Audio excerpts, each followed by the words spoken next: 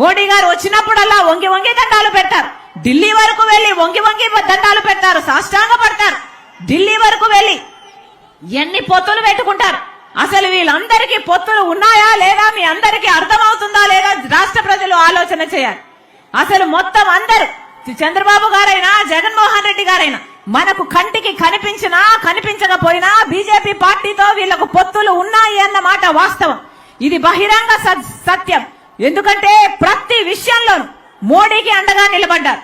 ప్రతి బిల్లుకు మోడీకి సహాయం చేశారు. జగనన్న గారైతే మోడీ చెప్పిన ప్రాజెక్టు ఏ వ్యాపారవేత్తకు ఏది కావాలంటే అది ఇచ్చుకుంటూ పోయారు. ఎక్కడ ఏ సాయం కావాలంటే ఆ సాయం చేసుకుంటూ పోయారు. ఏ పదవి కావాలంటే అది ఇచ్చుకుంటూ పోయారు. ఎంపీ అయినా టిటిడి అయినా ఏదైనా. ఇలా మీరు బీజేపీ పార్టీకి వంగి వంగి దండాలు ఎందుకు పెడుతున్నారో ఆంధ్ర రాష్ట్ర ప్రజలకు మీకు చెప్పాల్సిన అవసరం లేదా? ఇటు ప్రతిపక్ష నాయకుడు, అటు పాలకపక్షం జగనన్న గారైనా చంద్రబాబు గారైనా అసలు బీజేపీ పార్టీ మనకు ఏం చేసిందని మీరు వంగి వంగి దండాలు పెడుతున్నారు? ఏం చేసిందని మీరు బానిసలుగా మారారు? మనకు ఒక్కటంటే ఒక్క మాట కూడా నిలబెట్టుకోలేదు మోడీ గారు. మరి ఆంధ్ర రాష్ట్ర ప్రజలను మోడీ గారికి బానిసలుగా మీరు ఎందుకు చేస్తున్నారు అని అడుగుతున్నాం. మోడీ గారికి బానిసలుగా మీరు ఎందుకు చేస్తున్నారు అని అడుగుతున్నాం. ఆలోచన చేయండి. బీజేపీ పార్టీకి ఈ రోజు మన రాష్ట్రంలో ఒక్క ఎంపీ సీటు లేదు, ఒక్క ఎమ్మెల్యే సీటు లేదు. అంటే మన రాష్ట్ర ప్రజలు బీజేపీ పార్టీకి అసలు ఓట్లే వేయలేదు. ఒక్క బీజేపీ పార్టీకి చెందిన ఒక్క ఎంపీని గెలిపించలేదు, ఒక్క ఎమ్మెల్యేని కూడా గెలిపించలేదు.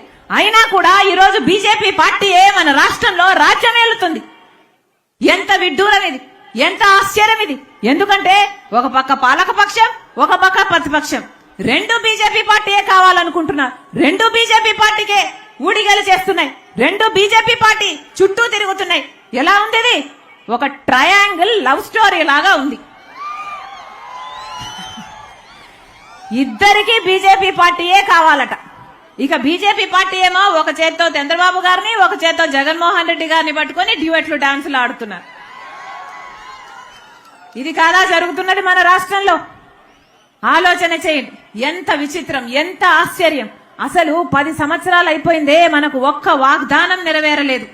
10 సంవత్సరాలలో అసలు ప్రత్యేక హోదా అన్న ఊసే లేకుండా చేశారు. ఎవరైనా మాట్లాడుతూ ప్రత్యేక హోదా అన్న ఊసే లేకుండా చేశారు. ఎవరైనా మాట్లాడుతూ పరిశ్రమలు వచ్చాయి. మన రాష్ట్రంలో ఏమొచ్చింది? గుండు సున్నా. కర్మేమిటో చూడండి. జగనన్న గారు చెప్పిన మాట, ఎలక్షన్లకు ముందు చెప్పిన మాట, గవర్నమెంట్ పరంగా 2 లక్షలు చేస్తామన్నారు. వాళ్ళ మేనిఫెస్టోలో, జగనన్న గారు మేనిఫెస్టోలో కూడా పెట్టారు.